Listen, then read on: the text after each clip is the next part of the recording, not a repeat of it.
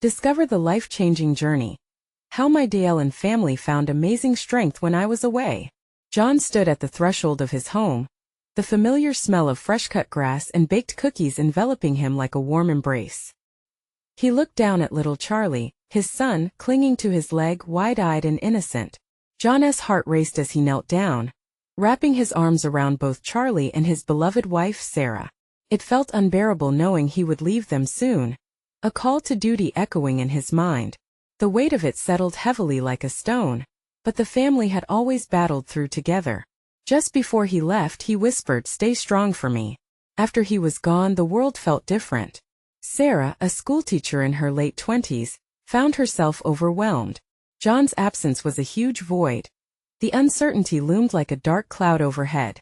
Betsy, John's widowed mother, watched her son's family struggle with a mix of pride and heartache.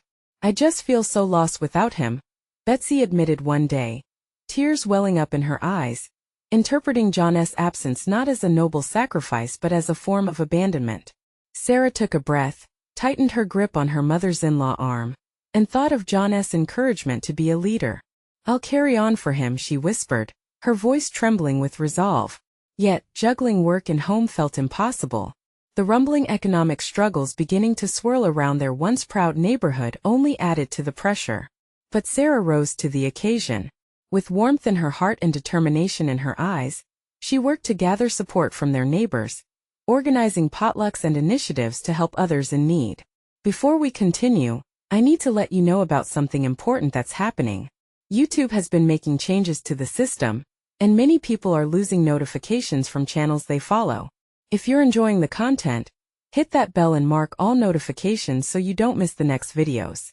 And if you can drop a like, it really helps me with reach. Seriously, it makes a difference. Oh, let me know in the comments where you're watching from. I'm always curious to know who's on the other side of the screen. Now let's continue. As weeks rolled into months, the battle came to a head. A big development company targeted their tight-knit community, threatening long-standing family-owned shops. As a voice for the people, Sarah found herself at war with familiar friends turned foes. The dawning realization that she had stepped into a leadership role shook her confidence. "Am I enough?" she thought, grappling with her own insecurities amidst the rising tensions. Through it all, Betsy became more isolated as her son's absence morphed into a feeling of neglect. Their dinners, once filled with laughter, turned into empty spaces filled with unspoken tensions. The family dynamic strained, aching for John's return yet fearing the unresolved conflicts awaiting him. As Sarah prepared for John's return, she felt the stakes amplifying, the cracks in relationships widening. Would they withstand the weight of contrasting loyalties and their intertwined destinies? Little did they know, as John approached the home he adored, tensions thickened in the air like a brewing storm, each family member grappling with their own battles. With emotions on a knife's edge, would this resilient family ignite a newfound understanding, or would the struggles tear them apart? John stepped out of the car. The crunch of gravel underfoot felt oddly foreign, yet comforting. He glanced at the house, the familiar porch and window frames beckoning him home.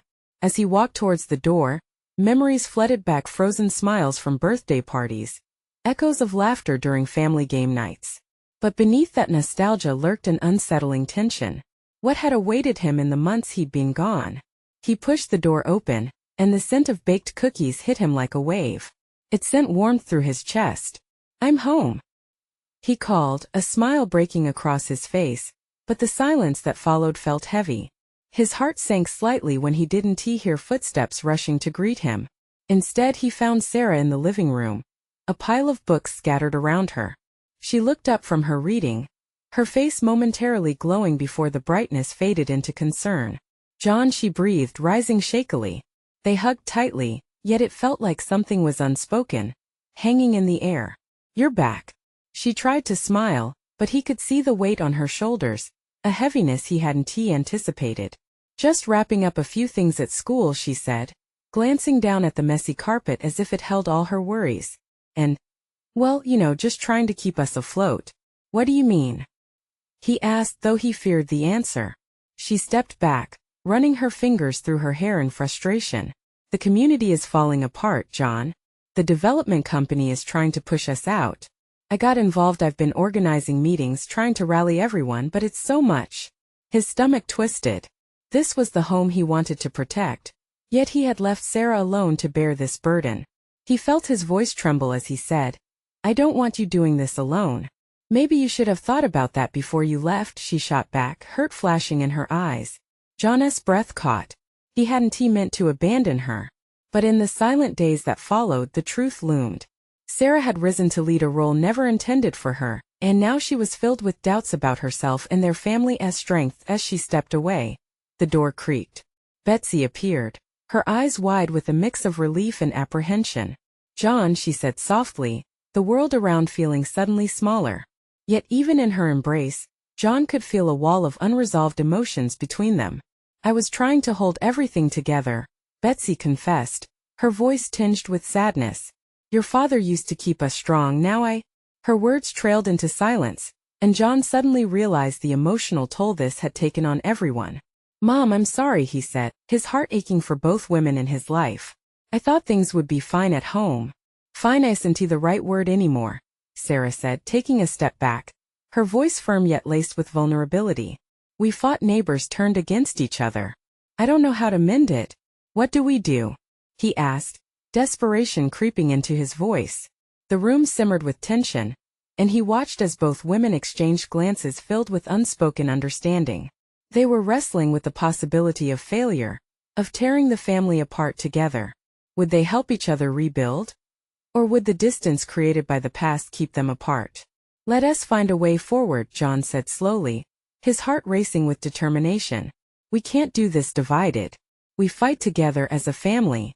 But as he looked into their eyes, he couldn't shake the feeling that the struggle had only just begun.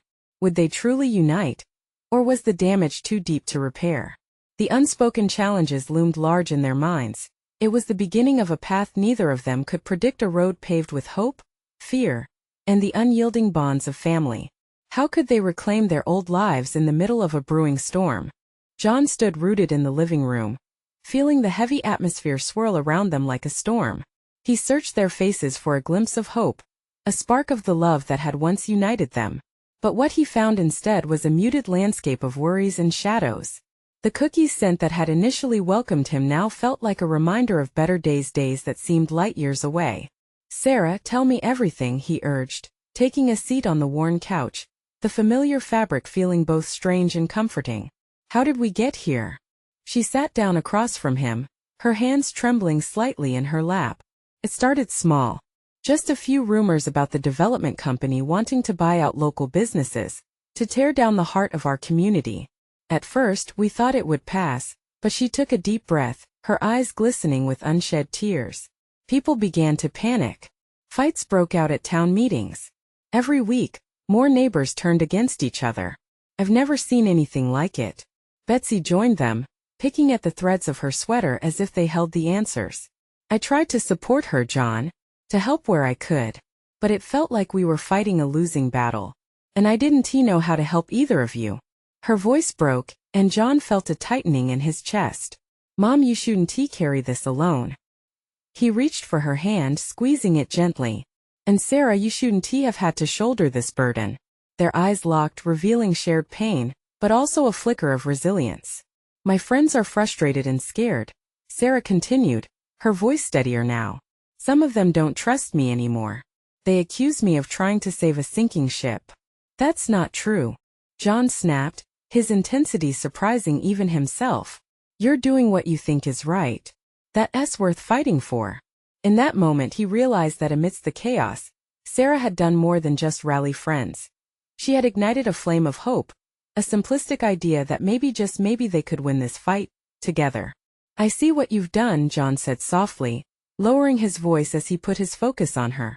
"You've stepped up when it mattered. That shows strength." Her shoulders relaxed a little. "But what if it's not enough? Then we find a way to make it enough," Betsy said, finally gaining her own footing in the conversation. "We've always been strong together. We can unite the community again." "Together," Sarah echoed, a hesitant smile breaking through the darkness. "But how?" A plan began to form in John's mind, one that felt almost tangible. "What if we organize a community event?" The idea spilled out, excitement replacing anxiety. Something to bring everyone together again. We can invite all the neighbors, have activities, games, make it a family day. We need to remind everyone of what we fought for in the first place. Sarah's eyes sparked with hope as the possibility settled in the air. We used to have those.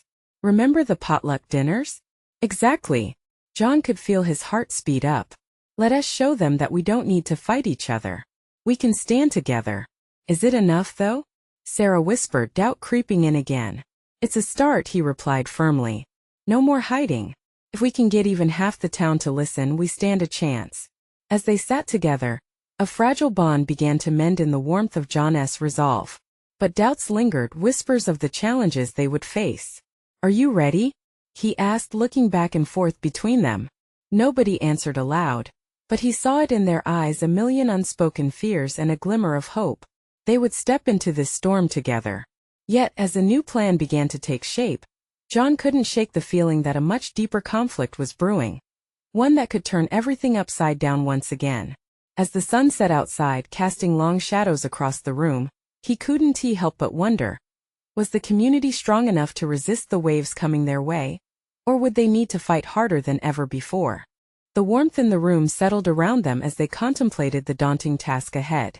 With the sun dipping low, the world outside was bathed in golden hues, but inside uncertainty still loomed. "'Kay then," John said, putting on a brave face. "Let us start planning. We need a date, a location, and a list of volunteers." His voice echoed with determination, but he felt a familiar weight of worry sit heavily on his chest. Would the community really come together? "I can reach out to some of the local businesses," Sarah said with a spark of initiative in her eyes. "They do want to be involved. I can talk to Sam at the bakery. He'll donate pastries and set up tables." "That sounds perfect," John replied, feeling a warmth creeping back into the conversation. Each idea became a stepping stone, and with each step the weight felt just a bit lighter. Betsy started to nod, a flicker of energy stirring in her eyes. "What about activities for the kids? When we used to have those events, everyone loved face painting and the bouncy castle. I can ask my friend Linda if she still has the resources for it." "Great.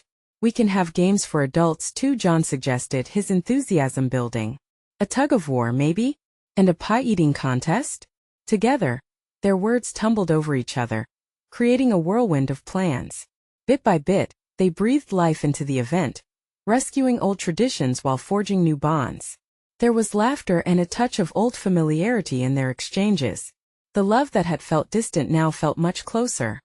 But outside their hopeful bubble, John's thoughts lingered on the looming conflict. The developers weren't going to sit back while people banded together. They would come after every proud member of the community and seize any opportunity. The door creaked open and in walked Ethan, one of their neighbors. His face was flushed, a slight sheen of sweat glistening on his brow. "Did I hear you planning something?" John exchanged glances with Sarah and Betsy, then nodded. "We were just discussing a community event. Trying to bring everyone back together." Ethan fidgeted, rubbing the back of his neck as he stepped further into the room. "That's a good idea, but you gotta know, some people aren't going to be too happy about this." John felt a chill. "What do you mean?" "I overheard some folks talking at the cafe. They think this is a waste of time. They believe it won't change anything with the development company." The tension in the air thickened, and John felt each heartbeat echo louder than the last. "But we're doing this because we've lost so much," he said, trying to maintain his grounding. "This event is our chance to show them we care." Ethan sighed, his shoulders slumping. "I know, but there are murmurs some people want to take matters into their own hands. They're ready to confront the developers. Tempers are high. Had they underestimated the depth of this rift?" As John processed this revelation, the glimmer of hope dimmed just a little. "Maybe we need to invite those who are feeling hopeless," Sarah interjected, her voice quaking slightly. "If they feel hurt under their anger, they care. They just need a reason to come together." "Then we need to act fast," Betsy said decisively. "If they're looking for answers, we can't let that energy turn to chaos. We must guide it, channel it." With worry clawing at him once more, John nodded. They had a plan, but a more perilous road lay ahead. Feeling the tension knot in his stomach, John realized that uniting the community was going to be much harder than it seemed. As they prepared for the gathering, He could only hope that love could still conquer their fears. Were they strong enough to face the storm, or would darkness pull them under again? The sun dipped a little lower as the three of them continued brainstorming, the golden glow casting long shadows across the room. John could feel the weight of the chatter starting to lift, but the undercurrent of concern remained. He pressed his palms together, seeking clarity. "Let us set a date that gives us enough time to plan and promote," he proposed, each syllable measured. "After that, we can mobilize everyone. We'll need flyers, social media posts, everything to spread the word." Betsy nodded enthusiastically. "How about 2 weeks from now? It gives us a weekend to work with." "Perfect," John replied, scribbling in his notepad. "We can also set up a group on social media. It'll be an easy way for people to communicate. Some might want to volunteer with setting up or cooking, and this makes it easier for them." Ethan, leaning against the doorframe, spoke up again. "While you're rallying support, remember to reach out to those skeptics. Because if they think this is a waste of time, they might just derail everything. You need to show them it matters." "Right," John said, a fresh resolve surging through him. "We should hold a preliminary meeting. Invite everyone to talk about what they want to see at the event. There's power in offering them a voice." As the ideas flowed, Betsy's enthusiasm lit up the room. "We could have a wall for messages, people writing what this town means to them, what they want to protect. It can be part of the event, a living testament to why we're fighting." "That's brilliant." Sarah jumped in, her eyes sparkling. "It could become the heart of the gathering, something everyone can contribute to, a collective statement." But John's heart still pounded with the looming threat outside. What if that turning point we're trying to create becomes a flashpoint instead? What if those looking to confront the developers choose that day to speak up? The uncertainty felt like a storm brewing just past the horizon. He could see the worry creeping back into Ethan's eyes as he absorbed John's words. "We can't control what those outside do, but we need to focus on what we can create," Betsy said, her voice steady. "This event is a symbol, John, and maybe by showcasing our strength, we can help bring back the lost sense of community." "True," John said, gritting his teeth against the fear creeping into his mind. "It'll just take one person shouting for it to go wrong. One moment to change everything. Then we ensure it doesn't." Sarah's voice rang with conviction. "We can promote peace at the event. Highlight moments of unity and hope. It's life or death for our community and our homes. Let us be the beacon." A taut silence fell over them. Each of them weighing the challenge ahead, they understood this was about more than just a gathering. It was about their shared future. Outside the window, the sky shifted colors, darkening like their thoughts. And yet inside, a fragile hope flickered. "Let us craft an invitation," John said slowly, gaining momentum again. "An invitation to heal." They dove back into conversation, sketching plans on paper, brainstorming activities, finding ways to bond. But behind the planning lay an unsaid truth. Time was not on their side. As John felt that familiar tightness in his stomach, he also felt the creeping dread of the confrontation potentially brewing on the horizon. This battle for their community was just beginning, and the stakes were high. What would happen if the storm broke loose before they could gather their community? Would unity be enough to stand against the tides of anger rising outside? The next morning, John woke up to the sound of wind rustling the leaves outside. It was a sharp reminder that time wouldn't wait. He rubbed the sleep from his eyes and glanced at the clock. Dawn seeped through his window, casting a warm glow, but there was little comfort in it. He made his way to the kitchen, the familiar creak of the floorboards beneath him a grounding presence. As he brewed coffee, he thought of the meeting they planned for the evening. They were inviting everyone, even the skeptics, to share their thoughts, their hopes. He hated to admit it, but he was nervous. A part of him wondered if he was up to the task of uniting those who often felt divided. Later in the day, as he stepped out of his house to head to the community center, John spotted a few neighbors across the street. They were huddled together, deep in conversation. He recognized their weary faces, marked by uncertainty. It hit him hard. He realized this meeting wasn't just about sharing ideas. It was a crucial opportunity for healing. "Hey, you all coming to the meeting tonight?" John called out, waving. They turned, their expressions shifting from uncertainty to cautious curiosity. One man, Nathan, stepped forward. "We might. Just trying to figure out if it's worth our time." John's heart sank. Promise it is. We need every voice, especially yours. It's not just about the event. It's about us coming together as a community. Nathan nodded slowly, but John feared the spark of doubt still flickered in his eyes. Listen, John said, fixing his gaze on the group. I can't guarantee it'll all go smoothly, but if we're going to make a stand, we need to start opening up to each other. We're stronger together, right? There was a fleeting moment of silence that felt heavier than the air above. Finally, a woman in the back spoke up. We've all been hurt. We just don't know how to fix it. John took a deep breath, swallowing his own doubts. We won't fix it overnight, but this is just the first step. Let us talk. Let us share what matters. He saw various looks exchanged among the group, and slowly, some began to nod. All right, Nathan said, his voice resolute. We'll stop by. Relief washed over John like a warm wave. He thanked them as they walked away, feeling lighter. As if he had made some small progress that evening, the community center buzzed with an unusual energy. Chairs were set up, and the walls were adorned with colorful posters made by children. Betsy was busy organizing the supply tables, while Sarah was at the front greeting arrivals with a smile. Amidst the chatter, John stood at the entrance, heart racing with anticipation as faces familiar and new filled the room. He felt a sense of purpose settle in. People moved through the crowd, exchanging glances full of curiosity and uneasy hope. Okay, everyone. John called out to the gathering. Thank you for being here tonight. Means a lot more than you might know. We're here to listen to each other, to express our hopes and fears.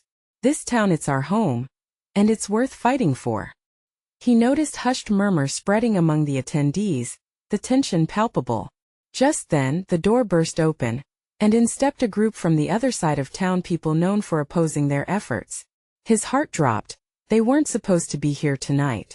Looks like it's time to face the storm, John thought, adrenaline surging. Would this lead to a breakthrough, or was it about to escalate into chaos? The stakes had just risen, and with the tide shifting, John knew they were on the edge of something pivotal, a moment that could define their community's future. Would they find common ground, or would divisions tear them apart? As the buzz of voices filled the room, John steeled himself for what lay ahead. He could feel the storm brewing not just outside, but inside these four walls. A weight hung in the air, thick with anticipation and uncertainty. Faces turned, and the bustling chatter quieted. John felt eyes on him, a mix of curiosity and wariness. He drew in a deep breath, letting the moment sink into him, determined to keep his composure. Welcome, he started again, his voice steady. Tonight, we're here as a community, no divisions, just voices. It's easy to see each other as opponents. Tonight, let us show that we can be more than that. He glanced toward the newcomers. They stood out, their varied doubts visible, especially in the eyes of one woman. Margaret, he remembered her name from previous town meetings, was infamous for her fiery opinions. Her defiance was palpable as she crossed her arms. What's the point of this? She said, her tone skeptical. Are we just meant to sit in a circle and hold hands, pretending that everything's fine? John felt the knot in his stomach tighten. He could almost hear the murmurs of agreement ripple through the crowd. It's not about pretending, he said, keeping his voice calm. It's about being honest. About facing the truth together. We can't heal if we don't first acknowledge the wounds. A man from the back spoke up. What if we just end up hurting each other more? His voice trembled, revealing his anxiety. Exactly. The skepticism in Margaret's eyes seemed to shift slightly. You think talking is going to make it all go away? She leaned forward, daring him to challenge her. It might not cure it, but it's a start. Ignoring the pain just lets it fester, John replied, locking eyes with her. And if we don't start here, we might as well give up on this community. The silence that followed was almost deafening. He sensed the tension between conflicting emotions, fear tangled with hope. He committed himself to drawing them out. Let us introduce ourselves. Share a little about why we're here tonight. I'll go first. He stepped forward. I'm John, and I want to fight for my home. I've seen what division does, and I refuse to let it break us. I believe we can build something beautiful here if we let our voices be heard. As he took his seat, he hoped the vulnerability might inspire others. One by one, people began to share. Their voices were hesitant but earnest, weaving a mosaic of shared experience, pain, grief, and a longing for connection. But the tension didn't completely dissipate. Margaret and a few others still held back, their skepticism an ever-present barrier. John's heart raced as the meeting wore on, the weight of responsibility almost suffocating. Would this night lead to progress, or would it tear open old wounds? As John glanced at Sarah, she gave him an encouraging nod, her belief in him a lifeline in that stormy sea of emotions. They were all trying to reach one another, but how far could they really go with that skepticism looming? Then it happened. Someone challenged Margaret directly. You say it's pointless, but aren't we all stuck in this together? What are you afraid of? The room fell into another hush, tension heavy on the air as all eyes shifted to Margaret. Would she open up? Or would she turn her back on this chance? The seconds stretched painfully, and John could feel the weight of the moment. The crux of their evening could very well hang in the balance. Would this confrontation lead them to the breakthrough they so desperately needed? Or would it fracture their fragile unity before it could fully form? The silence deepened, clinging to the air like fog. Margaret's expression shifted, her jaw tightening as she wrestled with her thoughts. The flicker of uncertainty danced in her eyes, but she hadn't yet spoken. Everyone leaned in, hearts pounding in sync. John held his breath, praying for her to see the bigger picture. Finally, Margaret broke the silence. What am I afraid of? Her voice trembled. I'm afraid of trusting, afraid of being let down again. The raw honesty in her revelation ignited a spark. A woman nearby whispered, "We've all felt that." John felt the support ripple through the room. I've lost so much, Margaret continued, her arms dropping to her sides. This community, it's supposed to be a refuge. But it feels like we're just a group of people who argue over what's wrong. She held John's gaze, a challenge mixed with vulnerability. And honestly, I'm scared to invest in something that might crumble again. None of us are perfect, John replied, his voice steady. And community isn't about perfection. It's about showing up for each other, flaws and all. Margaret's stubbornness softened just a fraction. You think talking will really change anything? I believe it can, John replied earnestly. Not every conversation will be easy, but every voice matters. If we talk, we give ourselves a chance to understand. Maybe, just maybe, we can rebuild what felt lost. One by one, others began to share their fears and hopes too. Sarah spoke next, her voice warm. I've spent years feeling invisible here. But tonight I finally feel seen. We're all here because we care. Laughter bubbled up from a man in the back, breaking some of the tension. Yeah, well, some of us are just here for the cookies. That was all it took. The humor cracked through the remaining ice, laughter connecting them in a way that seemed impossible minutes earlier. John felt a sense of relief flooding his spirit. Margaret, still apprehensive, finally allowed a small smile to creep onto her face. All right, maybe we do this a little different. Maybe it's time to listen and actually hear each other. Heads began to nod. The warmth of that simple acknowledgement wrapped around them like a shared embrace. As the night went on, stories flowed freely. Pain transformed into understanding, anger into empathy. They sat, not just as a group, but as a community slowly knitting itself back together. Margaret even ventured to share her own story, her voice tinged with raw emotion, and John couldn't help but feel hope swell. However, as the gathering began to wind down, John could sense a wave of tension brewing once more. The shadow of unspoken grievances loomed just about them like a storm cloud waiting to unleash. Before we wrap up, John called out, looking around the circle. What happens next? Silence stretched again, but this time it was filled with possibility. Could they take this fragile connection and turn it into something stronger? Margaret raised an eyebrow. Or are we going to go back to the same old ruts? Because what if we decide to keep this going? Maybe we can find solutions. But will we have the guts? With those words hung in the air, everyone paused. The next step felt monumental, a leap of faith that could heal or break everything all over again. The weight of possibility crackled in the room, leaving a question lingering there. Would they have the courage to truly embrace one another now that the walls had started to crumble? The room held its breath, tension pooling in every corner. John's heart raced as he looked at the faces around him. They were no longer strangers, but threads woven into a fabric of shared experience. Although the connection was fragile, it felt electric, buzzing with potential. Margaret's eyes swept over the group. I can't be the only one who feels. Her words faltered for a moment. What if we open ourselves up to real change? Do it. Someone shouted from the back, breaking the spell of silence. It was David, a man known for his blunt honesty. We've tried the half-hearted stuff long enough. Let us get real. A ripple of nervous laughter spread through the crowd. Hesitations were giving way to an eagerness that wasn't there before. John felt a surge of hope as people shifted in their seats, drawing closer, ready to take that first step. What do you want to accomplish? John asked, keeping his tone calm. What can we work on together? I want to feel heard, chimed in Lisa, a shy woman who had mostly stayed quiet all evening. I want to feel safe enough to share what I think and feel, even when it's hard. I want us to unite behind something that makes us stronger, echoed Robert, his deep voice bringing weight to the conversation. Let us tackle the issues that matter instead of picking at scabs. John could see the initial resistance slowly melting away. Each person's voice was a drop in an ocean, building momentum until it crashed over doubts and fears. The world outside shut itself out as they crafted their intentions. Margaret took a deep breath. Okay, maybe we designate a time each month to gather like this. No arguing, just sharing, understanding what we're all going through, and focusing on our common ground. Can we commit to that? A chorus of yes erupted, followed by eager nods.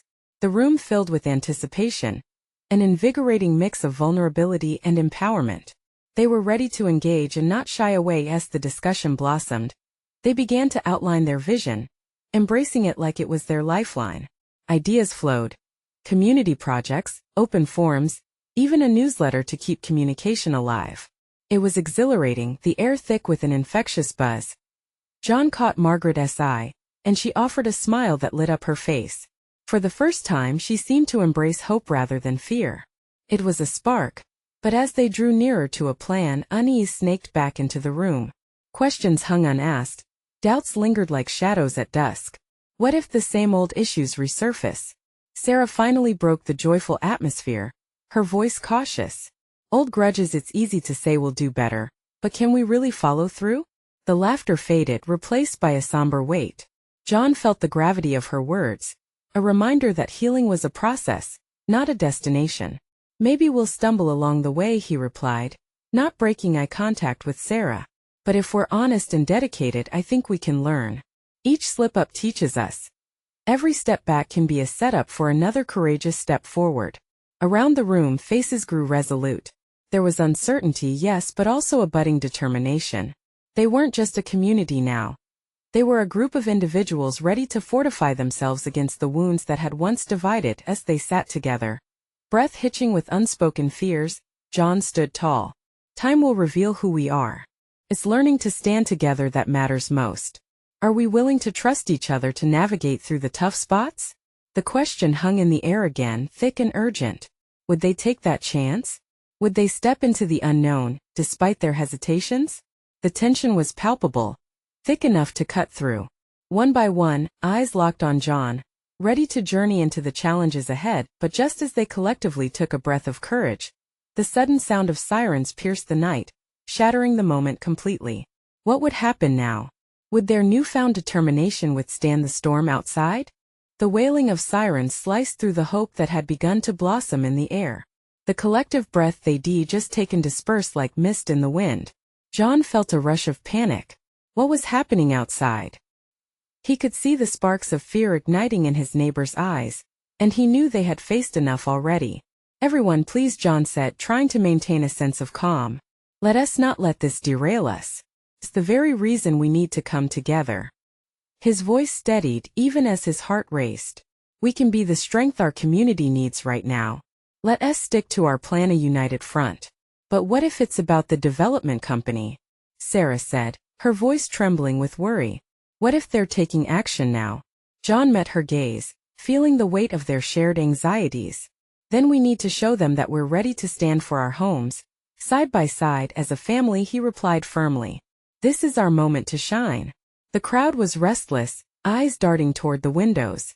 John could feel the tension, but he also sensed the spark of determination that had ignited only moments ago. Okay, Margaret finally spoke up, her expression resolute. If it means defending our community, let us do it. Together. A chorus of agreement rippled through the room. John took a deep breath, feeling the newfound unity thrumming in the air. Let us get outside. We're not just going to stand here waiting, we're going to show up for each other. We'll show them what we stand for." As the gathered neighbors moved outside together, John felt a swell of pride. There, a collective energy pulsed among them, a vibrant reminder that even in the face of chaos, they had each other. In the dusky twilight, the street was filled with police cars and flashing lights. Onlookers stood on the sidewalks, whispers of uncertainty causing a ripple through the crowd. John stepped forward, linking arms with Sarah and Betsy. "We're the heart of this community, our voices matter," he shouted. "We're stronger together, and we're going to rise up for our town." Among the crowd he saw familiar faces nodding in agreement, their spirits rekindled by his passionate call to action. When we say no to division, we say yes to community. Even Margaret stepped forward, her resolve turned into an unexpected force, and she echoed his words, urging the voices of others to join in. A wave of sound rose from the crowd, people joining together, chanting in a show of solidarity that felt electric. It was heartening, a reminder that they could reforge their bonds in moments of adversity. The police officers, perplexed by the gathering, approached cautiously. One stepped forward, attempting to calm the situation. "Folks, this isn't the way to handle things. You need to disperse," he insisted, but John was determined. "No," he replied, brows furrowing. "This is our home. We have a right to come together when we feel threatened." The officers exchanged glances, unsure how to respond. Yet, a spirit of courage hung thick in the air. Nearby, children clutched their parents' hands, their innocent faces filled with confusion but also a spark of resilience borrowed from those around them. John felt the energy grow as more people joined them. It was a wave of community strangers finding strength in shared vulnerability. Voices of dissent started to fade as understanding settled into their hearts. Amidst it all, John's heart swelled with pride for what was blossoming. Families stood side by side, friends reaching out to friends in every corner of the crowd, united by their shared purpose. "Let them know that this community stands together," shouted Nathan, echoing John's sentiment. Powerful and steady, the voices of the crowd rose higher. The police began to realize they weren't dealing with individuals but a unified community, and that moment, John could see the storm of fear transform. What had begun as an uncertain assembly turned into a vibrant gathering of renewed aspirations. Hope surged, igniting a fire resonating deep within everyone present. Finally, an officer stepped forward. "We hear you," he said, his tone shifting from staunch authority to a softer understanding. "Let us talk about what's going on and how we can work together." Cheers erupted from the crowd, the tension receding. John couldn't help but beam with hope. "This is just the beginning," he exclaimed. "We've begun our journey, and we'll continue working as a family to reclaim our home." As night draped its cloak over the town, a sense of renewal filled the air. Here, amid flashes and voices, a community rekindled their determination. They had found their strength, standing not just for themselves, but for each other. And that moment of unity, despite the uncertainty lying ahead, John felt the powerful bond of family transcending fear, leading them toward hope. They had weathered the storm together, and together they would fight onward. As the stars began to brightly twinkle, John squeezed Sarah's hand tightly. They had crossed a threshold. There was work to be done, but they would face it as one. They were home. Now is the time to unite and take action. You need to subscribe now to not miss the next exclusive stories that inspire and awaken change. Leave a like now to feed the algorithm and help spread the magic. Comment below with your reactions and feelings about this incredible ending. Don't wait not even one more second to share this video with at least 5 friends who need to see this transformation. It's time to rally together and show the power of community.